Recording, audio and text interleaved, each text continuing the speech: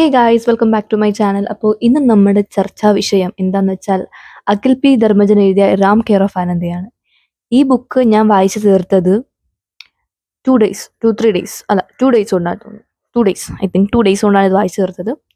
First day വന്നിട്ട് ഈ book എനിക്ക് റിസീവ് ആയ ദിവസം, അതായത് എനിക്ക് ഈ ബുക്ക് കിട്ടിയത് എങ്ങനെയാണെന്ന് വെച്ചാൽ എൻ്റെ അമ്മയുടെ ബെസ്റ്റ് ഫ്രണ്ട് എനിക്ക് ഇത് ഗിഫ്റ്റ് ചെയ്തതാണ്. ഇതും പിന്നെ ഒരു ബുക്കും കൂടെ എനിക്ക് ഗിഫ്റ്റ് ചെയ്തതാണ്, ഡയറി ഓഫ് ആൻ ഫ്രാങ്ക്. രണ്ടും കൂടാണ് എനിക്ക് ഗിഫ്റ്റ് ചെയ്തത്. എന്നോട് പറഞ്ഞാണ് ഇത് വായിക്കുമ്പോൾ നീ കരയുമെന്ന്. ഞാൻ വലിയ കാര്യമെടുത്തില്ല, ഞാനിത് വാങ്ങിച്ചു. എനിക്ക് തന്നു ഇത്. എനിക്ക് മലയാളം വായിക്കാൻ അറിയാൻ പാടില്ല, അതുകൊണ്ട് തന്നെ ഇതിൻ്റെ ഇംഗ്ലീഷിലേക്ക് ട്രാൻസ്ലേറ്റ് ചെയ്ത ബുക്കാണ് എനിക്ക് തന്നത്. ഇത് ഞാൻ വായിച്ചു തുടങ്ങിയപ്പോഴത്തേക്കും എനിക്കിതാ കണക്റ്റ് ആവുന്ന പോലെ ഫീൽ ചെയ്തു.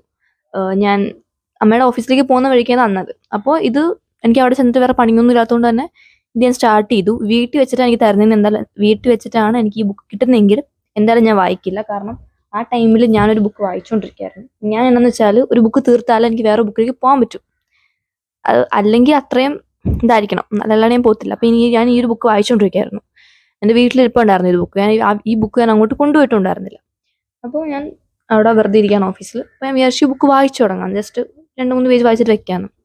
ആ ദിവസം കൊണ്ട് ഞാനിത് പകുതിയോളം ഞാൻ തീർത്തു. അവിടെ ഓഫീസിൽ ഇരുന്ന് വായിച്ചു, തിരിച്ച് വന്നിട്ട് വായിച്ചു. എൻ്റെ അമ്മ വഴക്ക് പറഞ്ഞു, ഈ ബുക്ക് മാത്രം ഉണ്ടോ നിനക്ക്, വേറെ പണിയൊന്നും ഇല്ലേ, ആൾക്കാരുടെ മൂത്തേക്കൊക്കെ ഇടയ്ക്ക് നോക്കണം എന്ന് പറഞ്ഞ് എൻ്റെ അമ്മ വഴക്ക് പറഞ്ഞു. അത് ബുക്ക് വായിച്ചതിൻ്റെ പേരിൽ. എൻ്റെ അമ്മ എന്നെ ഫോൺ നോക്കുന്നതിൻ്റെ പേരിൽ പോലും എന്നെ വഴക്ക് പറയാത്ത ആളാണ്. ഈ ബുക്ക് ഞാൻ അത്രത്തോളം വായിച്ചിട്ടുണ്ടാണ് എൻ്റെ അമ്മ എന്നെ വഴക്ക് പറഞ്ഞത്. അതിനുശേഷം ഇത് വെച്ചു. അപ്പോൾ നമുക്കിനി ഈ ബുക്കിനെ പറ്റി സംസാരിക്കാം. ഈ ബുക്ക് ഫസ്റ്റ് ടൈം ഈ ബുക്ക് റിലീസായ സമയത്ത് കുറേ പ്രാവശ്യം ഈ ബുക്ക് ഞാൻ കുറേ ഷോപ്സിലൊക്കെ ഇരിക്കുന്നത് കണ്ടിട്ടുണ്ടായിരുന്നു. ഈ ബുക്കിന്റെ കവർ പേജ് ഭയങ്കര എനിക്ക് ഇഷ്ടപ്പെടുന്നൊരു കവർ പേജ് ആയിരുന്നു. കണ്ടപ്പോൾ തന്നെ ഭയങ്കര ഇത് കൊള്ളാം, ഇത് എന്താ സംഭവം, ഇത് മലയാളത്തിലായ സമയത്ത് കണ്ടേ. അപ്പോൾ എന്താ സംഭവം, എനിക്കിത് എടുത്തു നോക്കണം എന്നൊക്കെ ഉണ്ട്. പക്ഷെ എനിക്ക് മലയാളം വായിക്കാൻ അറിയാൻ പാടാത്തതുകൊണ്ട് തന്നെ എൻ്റെ കവർ പേജിൽ എന്താ എഴുതിയിരിക്കുന്നത് പോലും എനിക്ക് അറിയാൻ പാടില്ല, അതവിടെ വെച്ചു. പിന്നെ ഇൻസ്റ്റഗ്രാമിൽ ഇങ്ങനെ റീൽസ് വന്ന സമയത്ത് ഞാൻ കണ്ടിട്ടുണ്ടായിരുന്നു ഇത്. പിന്നെ ഞാൻ എൻ്റെ ചേച്ചിയോട് ചോദിച്ചു. പുള്ളിക്കാരി ബുക്ക് ഒത്തിരി വായിക്കുന്ന ആളാണ്. എന്നെക്കാട്ടും വലിയ ബുക്സിന്റെ ഫാനാണ് പുള്ളിക്കാരിയോട് ചോദിച്ചു, ഈ ബുക്ക് ചേച്ചി റാം കെയർ ഓഫ് ആനന്ദ വായിച്ചിട്ടുണ്ടോ എന്ന് ചോദിച്ചു. പുള്ളിക്കാരി പറയാൻ തുടങ്ങി, പറഞ്ഞിട്ട് നിർത്തുന്നില്ല ഇതിനെ പറ്റിയിട്ട്. അതിന് ഞാൻ പറഞ്ഞു, എനിക്ക് സ്പോയിലർ ഒന്നും തരരുത്, പറയാണ്ടിരുന്നാൽ മതി, വെറുതെ ഇരിക്കുന്നു പറഞ്ഞു. അങ്ങനെ ഞാനിത് അമ്മയുടെ ബെസ്റ്റ് ഫ്രണ്ടിനോട് പറഞ്ഞു. ഒരു വർഷം മെൻഷൻ ചെയ്തേ ഉള്ളൂ ഈ ബുക്കിനെ പറ്റിയിട്ട്. ആൻഡ് ഞാൻ പറഞ്ഞു എനിക്ക് വേണ്ട, പുള്ളിക്കാരുടെ കയ്യിലുണ്ട് ഈ ബുക്ക്, മലയാളം ഉള്ളത്. ഞാൻ പറഞ്ഞു എനിക്ക് വേണ്ട, എനിക്ക് വായിക്കാൻ അറിയാൻ പാടെന്ന് പറഞ്ഞു. അതിനുശേഷം എനിക്ക് ആ ടൈമിൽ ഗിഫ്റ്റായിട്ട് ഈ ബുക്ക് കിട്ടി. പിന്നെ ഈ ബുക്ക് നിങ്ങൾ വായിക്കുകയാണെങ്കിൽ കുറച്ച് അധികം കരയാനുണ്ട്. നിങ്ങൾ ഭയങ്കരമായിട്ട് വീക്കാക്കി കളയും. നിങ്ങളെ പെട്ടെന്ന് ഇങ്ങനെ മെന്റലി ഭയങ്കരമായിട്ട് നിങ്ങൾ ഓരോ ക്യാരക്ടേഴ്സും നിങ്ങളുടെ മനസ്സിലുണ്ടാവും. ഞാൻ പുറത്തേക്ക് ഇറങ്ങിയപ്പോഴേക്കും തന്നെ ഈ ക്യാരക്ടർ ഇതല്ല, ഇവരെ പോലെ ഉണ്ടല്ലോ, ശ്രീരാമനെ പോലെ ഉണ്ടല്ലോ, രേഷ്മയെ പോലെ ഉണ്ടല്ലോ, വിക്ടറി പോലെ ഉണ്ടല്ലോ, എനിക്ക് എൻ്റെ മനസ്സിൽ നിന്ന് വരുന്നുണ്ടായിരുന്നു. പുറത്ത് കാണുന്ന ആൾക്കാർ ഇതിനകത്തുള്ള കഥാപാത്രങ്ങളുമായിട്ട് ഭയങ്കരമായിട്ട് സിമിലർ ആയിട്ട് ഫീൽ ചെയ്യുന്നുണ്ടായിരുന്നു. നമുക്ക് ഭയങ്കരമായിട്ട് കണക്റ്റ് ആവുമെന്ന് വെച്ചാൽ അതിഭീകരമായിട്ട് കണക്റ്റ് ആവും മിക്ക ക്യാരക്ടേഴ്സിനെ.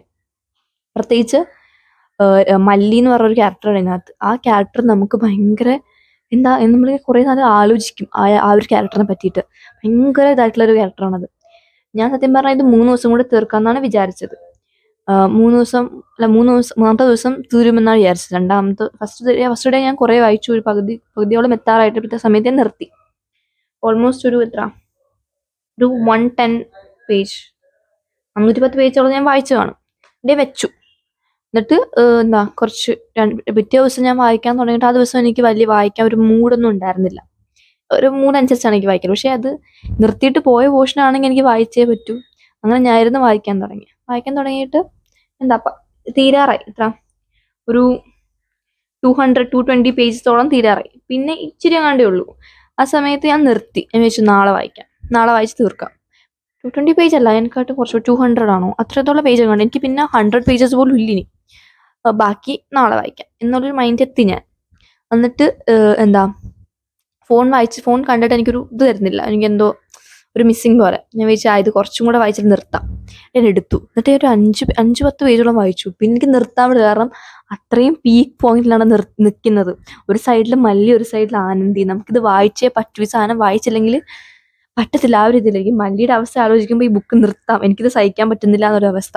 ഒരു സൈഡിൽ ആനന്ദിയുടെ ഇത് വായിക്കുമ്പോഴേക്കും ആനന്ദി ആരാണെന്ന് അറിയാനുള്ള ഒരു ക്യൂരിയോസിറ്റിയും കൂടെ ബിൽഡ് ആവുന്നുണ്ട്. അപ്പൊ എനിക്കിത് വായിച്ചില്ലെങ്കിൽ എനിക്ക് ആനന്ദിനെ പറ്റി ഒന്നും അറിയാൻ പറ്റില്ല. അപ്പൊ ഞാൻ അങ്ങനെ ഇരുന്ന് വായിച്ചു ആൻഡ് പോയി. അതിനകത്ത് ബാക്കി എല്ലാവർക്കും നല്ലൊരു എൻഡിങ് കിട്ടി. പക്ഷെ ആനന്ദി രാമിന് ഒരു എൻഡിങ് കിട്ടിയെന്ന് നമുക്ക് എനിക്ക് പറയാൻ പറ്റില്ല കംപ്ലീറ്റ് ആയിട്ട്. രാം ആനന്ദി ഇല്ലെങ്കിൽ ഒന്നുമില്ലെന്ന് എനിക്ക് തോന്നിപ്പോയി അവസാനമായപ്പോഴേക്കും. ആനന്ദിയും രാമിനും കൂടെ കുറച്ചും കൂടെ നല്ലൊരു എൻഡിങ് കിട്ടിയിരുന്നെങ്കിൽ എന്നിങ്ങനെ. പിന്നെ പിന്നെ മല്ലി, ഒന്നും പറയാനില്ല മല്ലിയെ പറ്റിയിട്ട്. അപ്പോൾ ഈ കഥ എന്താണെന്ന് വെച്ചാൽ, ശ്രീറാം എന്ന് പറയുന്ന രാം എന്നാണ് പറയുന്നത്, എല്ലാവരും വിളിക്കുന്നത് രാം എന്നാണ്. എനിക്ക് രാം എന്നേ വരുള്ളൂ.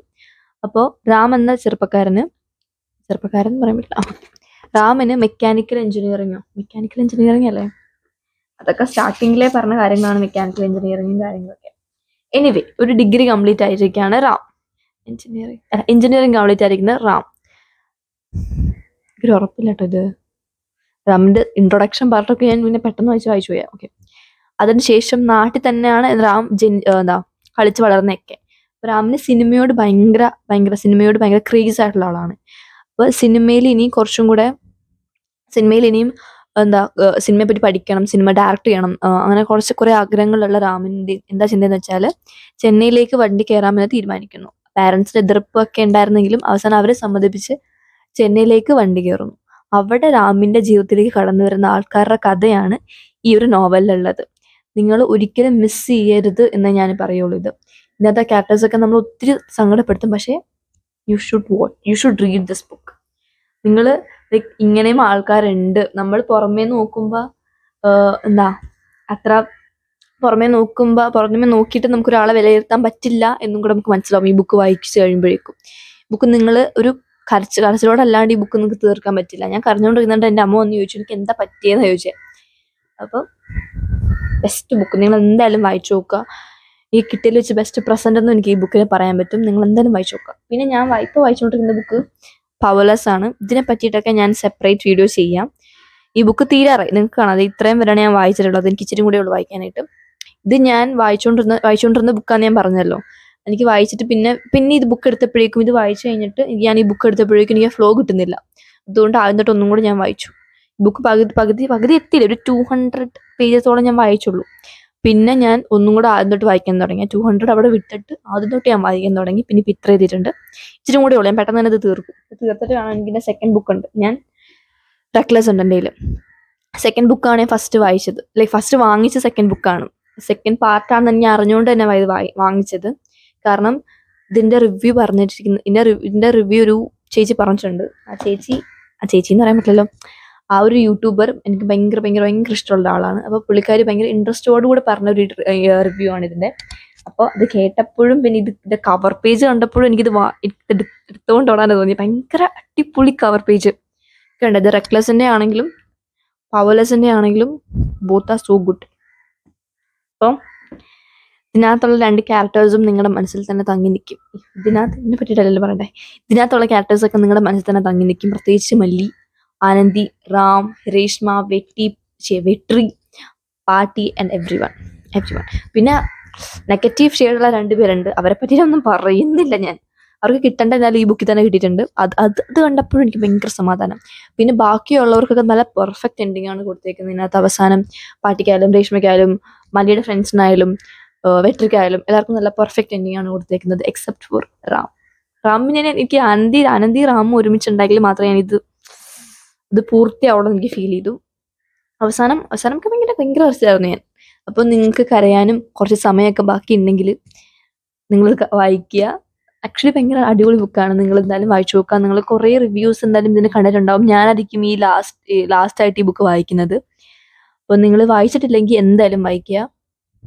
നിങ്ങൾ ഒരിക്കലും മിസ് ചെയ്യേണ്ടാത്തൊരു അടിപൊളി സംഭവമാണ് ഈ ബുക്കിലുള്ളത്. അപ്പോൾ അത്രയുള്ള ഇന്നത്തെ video. Thanks for watching. By.